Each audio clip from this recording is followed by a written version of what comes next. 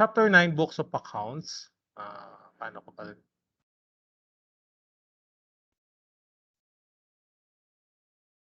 But first, before we go to Books of Accounts, we must identify first what are transactions or events. Sige nga, yung hindi ko pa natawag, Mr. Tayag, ano ba yung mga transactions or events? What are transactions or events?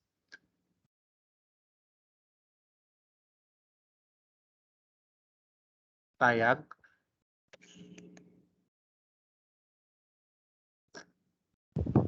Hello po, sir. Rinig po. Yes, yes. Medyo mahina lang, naputol ka.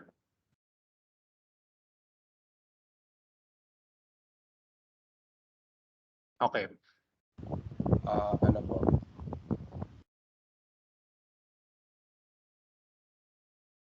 Napuputol siya. Sige lang, go ahead. An entity begins its accounting cycle with the identification, measurement, and recording transactions, both external and internal events. Okay. So, no problem. Medyo advance lang siya ng konti. Pero forgetting the accounting cycle. Ano ba yung transaction na yan? No? We always do that all the time. No? And events. No? Ano ba yung mga ganap-ganap na yan? No? Ano ba yung mga events? But correct answer naman si Mr. Tayan. Can someone give me a definition of transaction? No? How about wala? Tingnan natin kung sino pa hindi natawag. Baka meron pa akong hindi natatawag. How about De Leon? Ano sa tingin mo yung transaction or events? Sige, pag hindi sumagot, no, saka ako magtatawag. Sir, transactions po, these are the incidents, events, or occurrences that may have an effect on the business. Yes, no, correct. No, in some ways, accountants can be considered as event managers or transaction managers. No, lahat po ng mga may kinalaman sa kaperahan, financial information, no, yun po ang saklaw ng isang accountant. No? So, correct. Yan. So, I think almost the entire class already has an answer. Dami po. 2, 4, 6, 8, 10, 12, 14, 16, 18, 20, 22, 24, 26, 28, 30, 31. So, meron pang hindi natatawag, no? Sayang naman po pag hindi kayo natatawag. So, business transactions or events, yun nga, yung sinabi nga kanina. Yan na naman tayo sa... So, yun nga, an entity begins its accounting cycle with the identification, measurement, and recording of transaction. Kailangan alam mo muna, identify mo muna yung transaction. Baka naman gawa-gawa lang po yung ating transaction. Who knows? They might just be invented or fabricated or non-occurring. Hindi po nangyari sa transaction. Measurement, magkano? What happened in the transaction? Did you pay? Did you pay on account or cash? Magkano yung accounts receivable mo, accounts payable, and so on and so forth. At this stage, the documents used by the entity are analyzed whether it has a financial impact or effect. No? So let's say, kunwari na lang, no? Si Mr. Tayag, nagwala siya sa opisina. Will there be any financial effect? Will there be any financial impact? I'm sure. No? Wala po. No? Unless na lang, nung nagwala siya, minalaglag na 100 pesos, probably. But still, wala pong event for the sake of the company or entity. No? Only financial transactions are recorded. So yung pagwawala niya kanina ay hindi siya counted. No? Pero kung halimbawa, si Mr. Tayag bumili ng items to the company or entity, then there will be a transaction. and that the amount can be measured. So ito po yung dalawang conditions, no? Nasaan ba yan? Only financial transactions are recorded. And that it also means that the amount can be measured. No? Pag hindi mo ma-measure, halimbawa, nagtanong si Mr. Tayag, magkano ang peach mango pie ng Jollibee? Bigla sinabi ng kahera, priceless. Hindi po counted. So these conditions must exist in order that a particular transaction is recognized. Doon ka lang i-recognize. Doon ka lang maire-record. No? Nasa listahan ka na. As defined, no? Alam na po natin ito noong nakaraan, financial transactions are those activities that change the value. No? Ibig sabihin, gumalaw po ang ating asset, liability, or equity. Hindi po pwedeng walang gagalaw kahit isa dyan. Okay.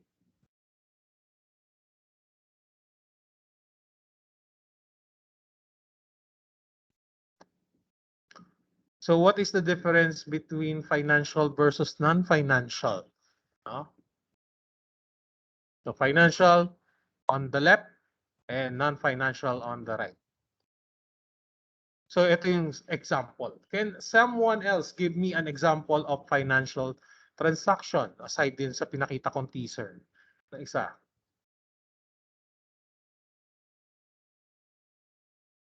Yes, Mr. Lim. Pag bumili po ng mga equipment ang isang company po. Okay, no? Purchasing of equipment.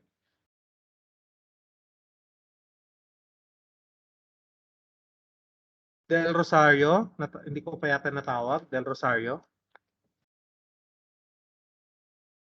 Invoice po. Okay, invoice. Yung mga hindi pa natatawag, don't be shy, no? Kasi sayang din po yung ating mga points. So a form of mini task.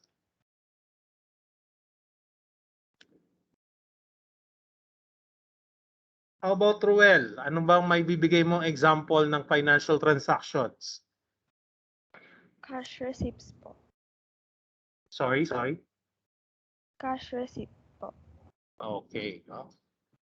So ito yung mga example. Aside from doon sa mga binigay nila. Purchase of asset. Bumili ng lupa. Kunwari si Mr. Calano. No? That's a purchase of asset. Pero yung paggising kunwari ni Mr. Calano, may kotse na kagad na nakapangalan sa kanya. Which he didn't buy. It doesn't count. No? And receipt of cash as advance payment. No?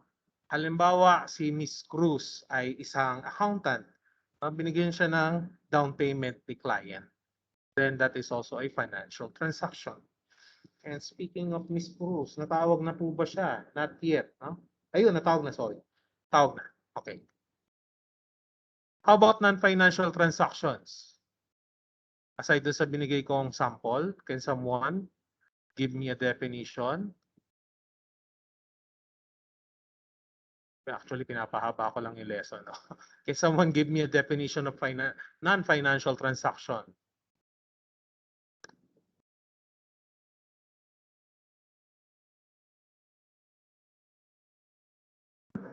Yes, Miss Lauron. Sir, yung non-financial transaction po is wala siyang pera involved sa process niya. And I mean, example, sorry. Example. Example pala. Pag-send po ng email. Okay, nag-send ng email. Mga marites. Sorry, joke lang. Okay, another one. Can someone tell me an example? Yes, Bogay. Sir, di ko alam kung tama, sir. Ano po, sir? Yung mga reservation. Okay, reservation. No? Yes, Juanillas? Sir, pag-change po ng ATM PIN sa card po. Okay. No? Okay. Meron pa nga habol. Del Rosario, sige. Tsaka Rapsing. Del Rosario muna. Opening of account in a bank. Okay. No? And last but not the least, Mr. Rapsing. Sir, mini statement printing po. Okay. Another example. Nakalimutan niyo banggitin is na-promote ka. No? Wala pang nangyayaring transaction. Na-promote ka lang. Or nag-canvas ka. No? Sa Shopee. Magkano kaya ang ganitong item sa Shopee? Hindi ka bumili. No? Hence, it is a non-financial transaction. Check nga. Okay. Kung puno na yung steno ko. So, non-financial transaction, hiring and termination of employees. No? Sinisante ka or you got hired. Yes, gagasto sila later for your salary, but for now, wala pa po. Changing of ATM PIN, correct, no? Especially pag tayo mga lalaki, pag nagkasawa tayo, no? You must change your PIN all the time para hindi ma-access ni Mrs. Joke lang, no? And sending a quotation to the buyer, no? Or nag-request ka lang ng quotation. Among many others. No? Ayan, nagpa-reserve ka, no? Airline reservation. Okay. So now we have the nature of transactions in a service business. So can someone tell me, lalo na mga may experience, no? Lahat naman siguro tayo may experience ng service business. No? Lahat tayo gumagamit ng internet, gumagamit ng tubig, kuryente. Can someone describe? No? Naka-raise na ba yung hand mo, Juanillas? Konting kwento lang to or recap nung chapter 5 natin. Paano ba tong service business? Okay, so sige nga, Mr. May humapol. Sige, si Mr. Lim muna, Giancarlo. Sir, ang service business po is pag, by the name itself, pag nagre-render po ng service yung business, either para po siya, yung service po is for the needs of the customers po or to satisfy their needs po. Or pwede rin po yung nagre-render po sila, yun nga rin po, to gain profit. Okay. Sige, recap lang tayo, no? Ano kaya yung isa sa mga advantages? Can someone give me an advantage of a service business? Kung nakikinig talaga nung last meeting.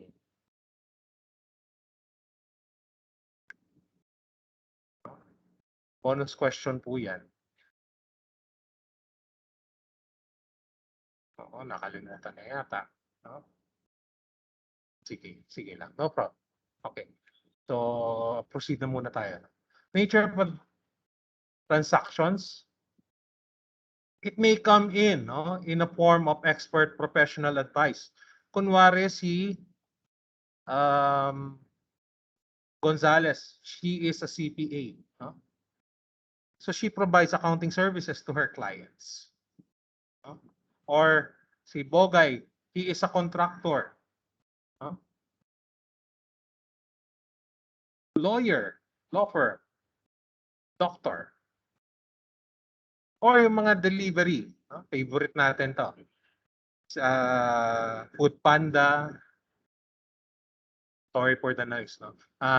Grab, diba? Grab car, Grab bike, whatever you want to call them. Or, yan, diba? The nature of transaction is geared towards servicing the needs of the clients. Kaya ka nga nagsiservisyo kasi meron pong nangangailangan. No? Hindi ka naman siguro maglalagay ng construction company if no one needs to have their, no one wants to have their house or office or building or any structure for that matter to be constructed. No? Meron po kasing needs. So, balikan po ninyo si hierarchy of needs ni Maslow. Okay, Miss Kit. No? So, yun po ang nature of transaction. Another one is the source documents. So ito po yung nagpapasimula, no?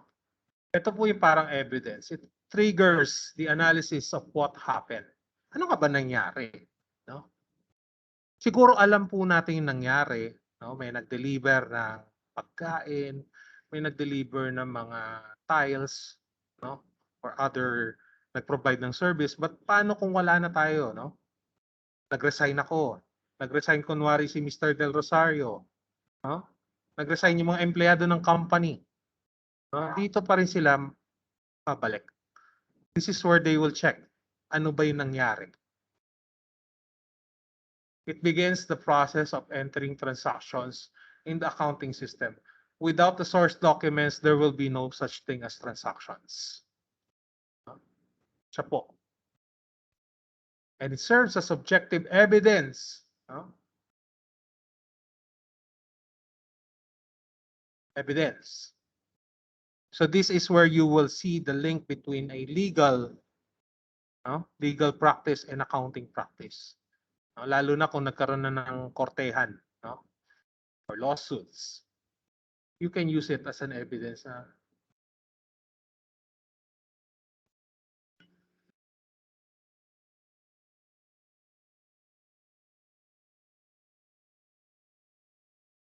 Yes, narinig kita, Malyari. I heard you. No? Let's say there's an accusation that this company did not pay 15 million worth of purchases. Then, basta meron ka ng source document, you can prove it to the courts otherwise na nagbayad ka. No? Yan po ang reason. We will discuss this in further detail on FABM2. But for now, ito lang po muna. Teaser lang. Yan. Natin pansinin yung dilaw. So there are different types. Can someone give me examples of source documents? Nakikita nyo lagi yan, di nyo lang pinapansin. Extra points. Yes, sige, Lauron then Calano. Sir, yung sales invoice po. Okay, no, sales invoice. Halimbawa, si Miss Lauron, saka yung jowa niya, nag-date sa Jollibee. No? May resibo, no? Sales invoice. How about Calano? Nasaan na? Calano. Sir, banking statements po. Okay. Okay, sige, gets ko na. Apurong. Matras yata. Apurong. Deposit slip po. Okay, deposit slip. No, kunwari yung pinagkakautang, yung may utang kay Miss Apurong, no, magbabayad. Ito, pruweba ko, oh. Diba? Nagbayad ako, no? So wala na akong liability sa iyo. And Tolentino? Bank statement po. Okay.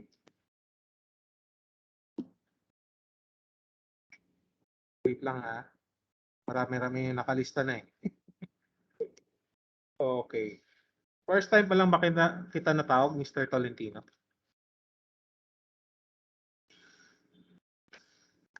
Okay, I think so. Sige. And last one.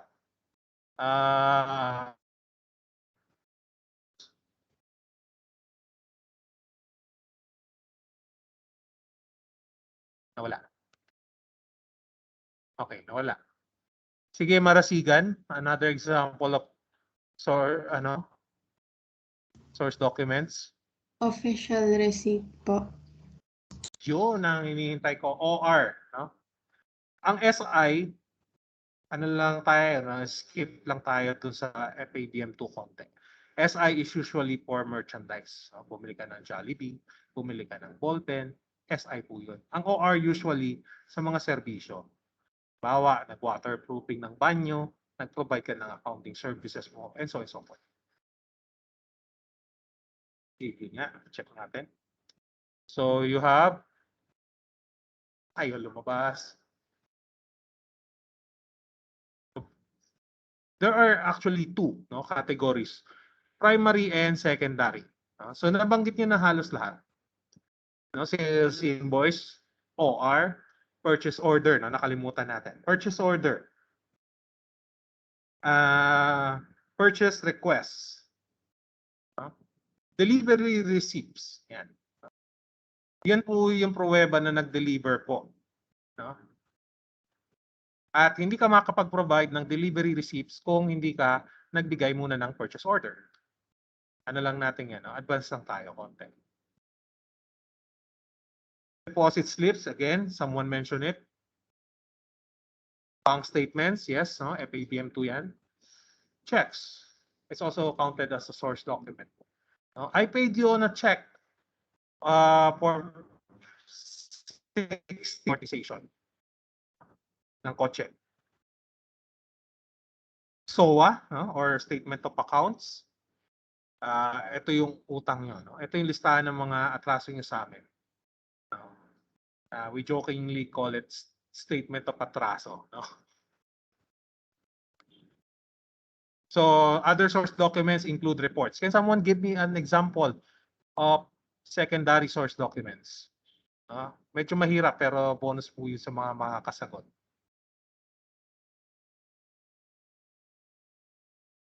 Actually, na-discuss nyo na sa organization management. No? Other source documents.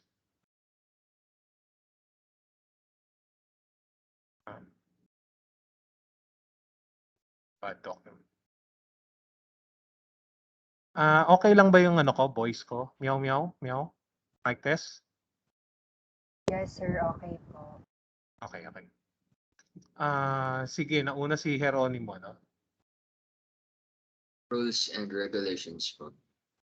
Rules and regulations. Saan pa si Jeronimo dito? Teka, check ko lang. Meron na yun eh. Okay. Check ko na lang mamaya. First time lang ba kita natawag, Mr. Jeronimo? Just to be sure lang. Hindi po. Okay, sige, check ko na lang. Okay. Palaganas? Email po. Email. Sige. Marami ng points si Lauren eh. Sige, mamaya konti na lang, Miss Lauren. Bawi ka mamaya.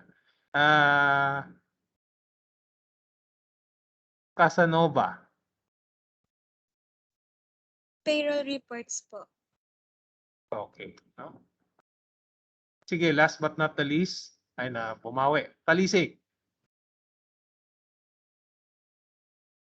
Guidelines. Guidelines. Let's see. No? Reports. Ayaw magpakita. Nahiya. Ay, kaya pala. Yan, no? Guidelines. Announcements. No? Wala namang kinalaman pero wala naman siya kinalaman sa transaction but it still can be used as a source document. No? Rules or regulations, email. Actually, bank statements counted pa rin. No? Pang ano lang siya, pang evidence lang. And MOA. Ano yung MOA? Hindi po Mall of Asia, mga binibini at ginoo. It means Memorandum of Agreement or contracts. Yan po ang ating mga source documents. Oh, inventory list, no? Humabol na isa. So ano yung laman ng warehouse mo? No? Ano yung inventory sa loob? Yan po, source documents. Just to prove na ito na lang boss yung natitira nating inventory. We need to replenish our supply chain.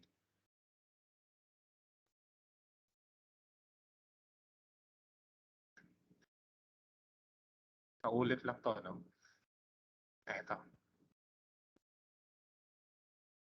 So current trends, no? Electronic source documents. Before, lahat ng mga ano natin, no? Yung mga resibo, no? Before the digital age, post-digital age. Kasi you can say na yung technology natin is divided into two periods. No? Yung pre-handheld, pre-Android mobile phone or Apple, and yung ngayon, no? Merong cellphone. Madali na pong mag-transact. Especially dito sa dalawang ito. Lazada and Shopee. You do not need to have a physical invoice. No? Nandyan na po sa record. Check mo lang sa Gmail, check mo lang sa Shopee account mo or Lazada account na ito yung binili mo last week. No? Bumili ka ng picture ng Blackpink, no? Bumili ka ng laptop, cellphone, etc. etc. No? Yan na po ang uso ngayon. Kasi noon, no, in the past, eto, no, lagi kami nagtatalo ng accounting dito. Na namamasukan pa ako sa corporate. Meron kang ticket. Oy, kumontra yung cellphone ko. No? Let's say, inutusan ako ni boss, pumunta ako ng Cebu. No? Kailangan yung airline ticket, no? Isi-save mo yun. Yung physical version. Nag-hotel ka, yung resibo mo yung hotel mismo, kailangan na itabi mo. No? Pag hindi mo na itabi yan, GG, thanks, bye. No? Abonado ka pa. No? But nowadays, they will accept kahit digital. So nag-a-adjust din po ang accounting. No? Nagkakaroon din po sila ng improvements. No? So ngayon, bibili na rin sila, boss. Boss, bili na lang kayo sa Shopee. No? Mas mura pa. Libre pa delivery or konti lang delivery. No? It makes life easier. So we have to thank the digital age na soft copy na lang yung mga natin. No? Even yung Grab, hindi naman nag-i-issue ng resibo yung driver. Cellphone lang. Taxi, old school. But no problem. No? Okay. Mahaba na yung topic natin. Mukhang matatapos natin lahat ng topics. You have here the books of accounts. Ano po kaya ang books of accounts? Huh? I know medyo nakakapagod na, but we have to continue. Book of accounts. Can someone tell me? Sabat na rin ako. We will have our final break at 4:30. Yes? Buma tayo? Sir, yung book of accounts po, dito po nire-record lahat po ng transactions na nagaganap. Lahat nangyayari. And mag-partner po sila, no?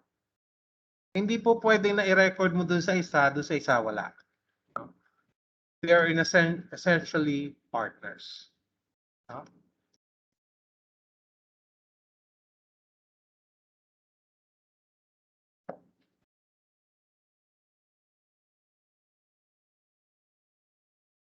Teka lang ha.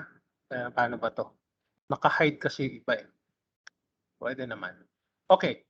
So tama yung sinabi ni Mr. Bumatayo, no? And now we will discuss first the general journal. No? I'm sure you have read the book already and maybe research see Google and other websites. Can someone tell me what is a general journal? Hihina na yung boses ko.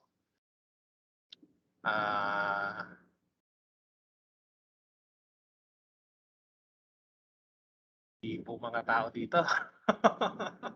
Okay, I love you guys, no? Lauro, nauna siya, sorry. Sir, sa general journal po, dito po natin nilalagay lahat ng financial transaction ng isang entity in chronological order. Okay.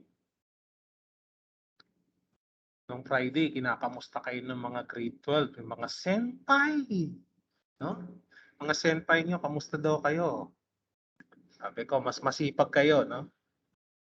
Kaysa sa kanila. Okay. So a general journal, no? Ito, mahaba lang yung kyo ko, no? It's an accounting book that contains all the financial transactions. Lahat po ng may kinalaman sa financial transactions ay naka-record, no? Bawat kilos na merong kinalaman sa pera. In chronological order, no? Keyword. Ewan ko kung nakikita niyo yung highlighter ko, no? Sabihin niyo kung nakikita yung highlighter. Chronological, meron? Wala. Ina-check ko din sa cellphone, wala eh. Kita po, sir. Okay. Ba't sa akin di ko nakikita sa cellphone? Okay. In chronological order, thank you. And classified based on their respective, again, account titles. Hence, it is often referred to as the book of original entry. Kasi ito po yung unang-unang gagamitin natin na libro. Book of original entry. Wait lang, di yata kita to. Okay, makikita pala. Sige. So wala lang tayong face-to-face, no? Pero pakita ko lang yung general journal. So I'm sure most of you have the general journal or ledger. No? So kita ba? Medyo maliit yata. Okay. Nalilitan ako. Okay. So you have here the general journal. Yung number 1, yung date. Yan, gumagamit pa ako ng isang cellphone. The other is the description. Ito yung posting reference. No? Later na natin discuss yung posting reference. And the debits and credits. Sir, ano po yung debits and credits? We will discuss later. No? Pakita lang muna natin. Yan. So, yan po yung example ng isang journal entry. No? So, debit, cash, credit, J. Connor Capital. No? And then yung mga yung transaction analysis natin kanina, ilalagay dun sa baba. No? So kailangan may indentation, no? Ako nung nagpa-practice ako nung una, hindi ko na-indent. No? As much as possible, indent. Kunin niyo ng konti. Okay.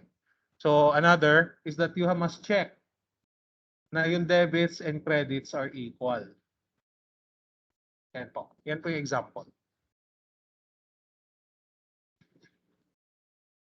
Okay. So, let's say may another transaction ka, you must skip a line. Bigyan mo na space para hindi cramp, hindi masakit sa mata tignan yung ating general journal. Skip a line between entries in your home work. No? Okay, commercial break muna tayo. No? Accounting in your future. Malapit na tayo. Skills. Ano ba yung mga skills na kailangan? No? As you all know, marami pong nag-accountant. At unfortunately, hindi po lahat ng tao ay nagiging CPA. No? Some of them become bookkeepers. Some of them decided to go to a different profession. No? But regardless, accounting is a great foundational course. No? Kahit hindi ka nakapag-practice as an accountant, maganda po yung discipline ng isang accountant. Especially sa routinary work. No? There are some accountants who finished accountancy, became CPA, then they practice law. No? Or accountants who practice economics. Pwede naman po eh. Or nag-MBA sila. No? Nahulog. Okay, if you're deciding to work in the field of accounting, there are a number of skills that you need to bring to the position. No? Hindi lang po halata, but you also need to write well. No? Kailangan meron po tayong, o kayo, should I say, communication and interpersonal skills.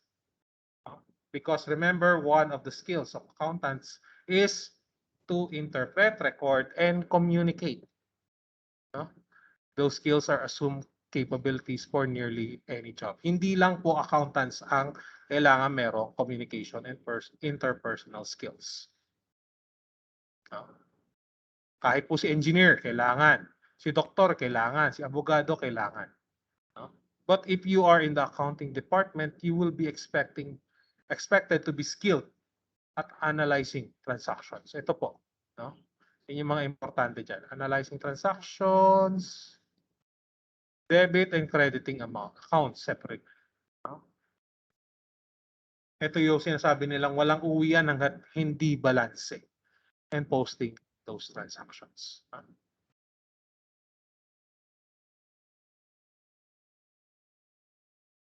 You may also be required to prepare a trial balance. So bakit, sir, pinapakita niyo itong mga skills na to?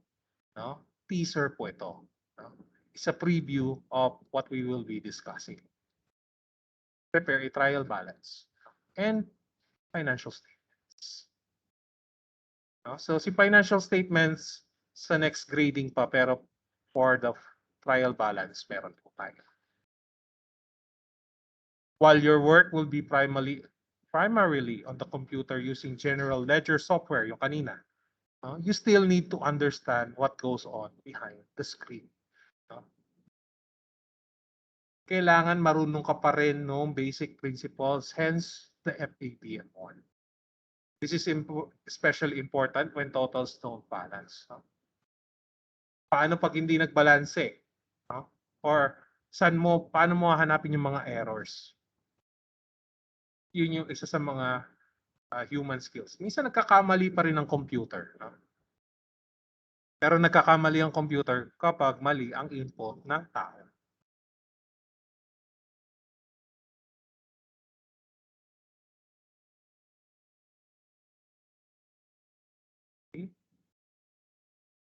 Okay.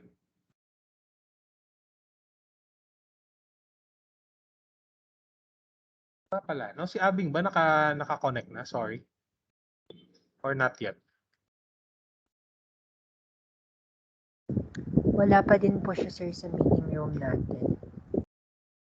Ayun, no? Ganun talaga.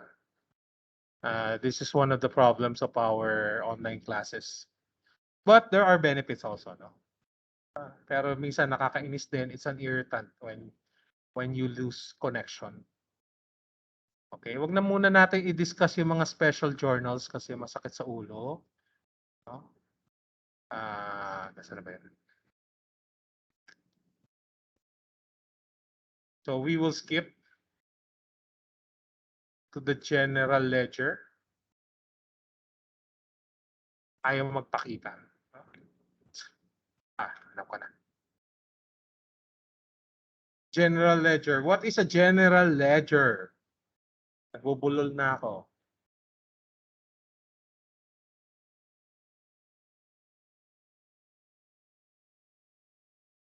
Lobat na. What is a general ledger? Okay. Okay, bunga tayo. Ito naman po, sir, yung kabaliktaran ng general journal, which is the book of final entry po. Okay. So, general ledger is an accounting book in which the accounts and their related amounts are recorded in the journal which are posted periodically is called the ledger. Ibig sabihin, yung journal kasi chronological yan. Dear Diary. No? Now, pagdating sa ledger, depende sa accounts po. Ito yung nangyaring debit sa cash. Ito yung nangyaring credit sa cash. Credit sa ganito, debit sa ganito. No? So it is also known as the book of final entry. Ito wala sa book, but some books also call it as the book of secondary entry. No? Or pangalawang pasok. No?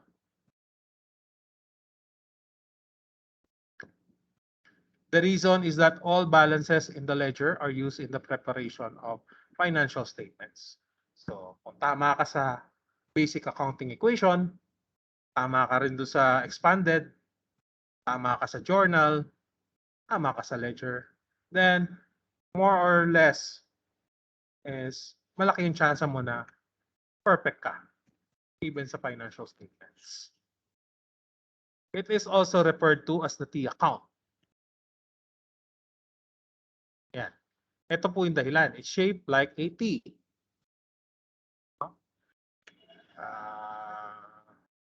Debits and credit side.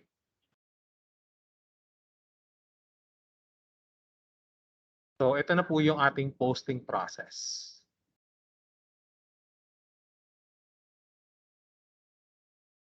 So here is a sample of general ledger. No? Nandito po yung ating, ganun pa rin, no? Dates, item. Ewan ko bakit nilagyan nyo ng posting reference. No? Pwede naman.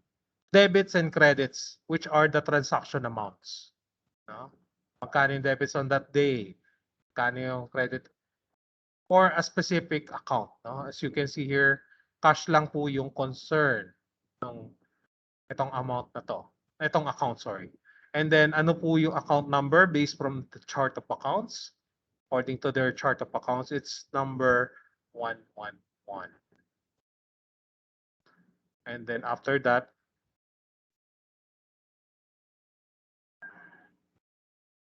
you have the running balance. No?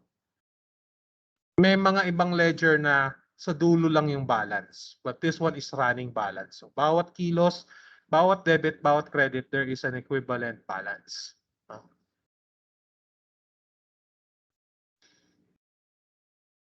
Okay. So,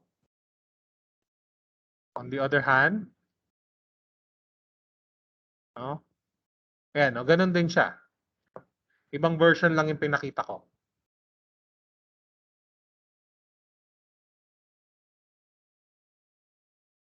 No? Ito kita yung dulo. So, ito naman usually yung sa dulo lang yung balance.